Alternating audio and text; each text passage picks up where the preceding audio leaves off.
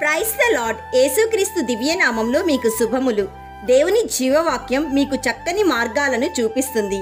కాబట్టి దేవుని జీవవాక్యంను మీరు విని అనేక మందికి షేర్ చేయండి. దేవుని పరిచర్యలో మీరు పాలు పొందండి. ఈరోజు దేవుని జీవవాక్యం లూకా సువార్త 11వ అధ్యాయము 1వ వచనము. ఆయన ఒక చోట ప్రార్థన చేయుచుండెను. Luke chapter 11 verse 1. Once Jesus was in a certain place praying. ఇక్కడ యేసుక్రీస్తు ప్రభువారు ప్రార్థన చేయుచుండెను అని దేవుని వాక్యం సెలవిస్తుంది.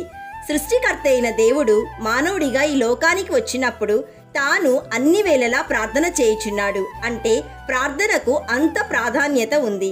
ప్రార్థన ముఖ్యమైనదా లేక వాక్యము ముఖ్యమైనదా? ఏది ప్రాముఖ్యమైనది?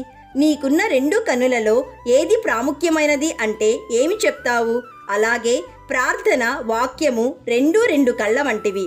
2 అత్యంత ప్రాధాన్యమైనవే. దేనిని అశ్రద్ధ చేయడానికి వీలు లేదు. ప్రియ సహోదరి సహోదరుడా, వాక్యము ద్వారా దేవుడు మనతో మాట్లాడితే ప్రార్థన ద్వారా మనము దేవునితో మాట్లాడుతుంటాము. కాబట్టి వాక్యమును ధ్యానిస్తూనే ప్రార్థన చేయాలి. ప్రియ విశ్వాసి, ప్రార్థనా సమయం అంటే దేవుని సహాయంను అభ్యర్థించే సమయం, దేవునితో సంభాషించే సమయం. ప్రార్థనలో నీవు మాట్లాడుతున్నప్పుడు ప్రభువు వినే సమయం. ప్రార్థన దేవుని కృపను బట్టి ఆయనను స్తుతించే సమయం.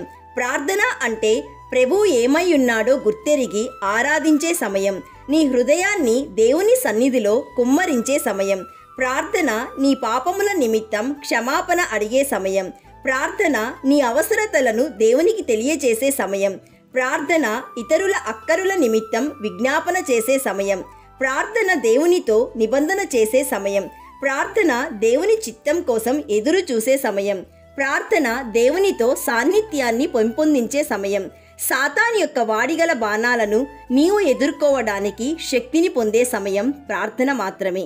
అందుకే ప్రార్థన యందు నిలకడగా ఉండి కృతజ్ఞత గలవారై దాని యందు మెలకువగా ఉండి ఎడతెగక ప్రార్థన చేయాలి.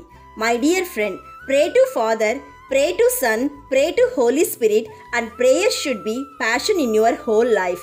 ప్రియ సహోదరి సహోదరుడా, ప్రతి క్రైస్తవ జీవితంలో అత్యధికంగా నిర్లక్ష్యం చేయబడుతున్నది ప్రార్థన. కాబట్టి నిర్లక్ష్యం చేయక సమయమందు అసమయమందు నీవు ప్రార్థించాలని మేము ప్రార్థన చేస్తున్నాము. ప్రార్థనలో ఏకీభవించండి. ఆది సంభూతుడవైన దేవా, ఈరోజు మాకిచ్చిన జీవవాక్యమును బట్టి నిన్ను స్తుతిస్తున్నాము. తండ్రి, ప్రార్థన ఎంత ప్రాముఖ్యమైనదో మాకు తెలియచేసినందుకు మీ కృతజ్ఞతాస్తుతులు. తండ్రి, ప్రతిదినము ప్రార్థనలో నీతో సహవాసం చేయుటకు మాకు కృప దయచేయండి. ఈరోజు జీవవాక్యం వింటున్న ప్రతి ఒక్కరూ వారి కుటుంబాలు ప్రార్థన ద్వారా అనేకమైన విజయాలు వారు పొందుకొనుటకు కృప దయచేయుమని మహిమకు పాత్రుడైన యేసయ్య నామంలో అడుగుచున్నాము తండ్రి. ఆమెన్. God bless you.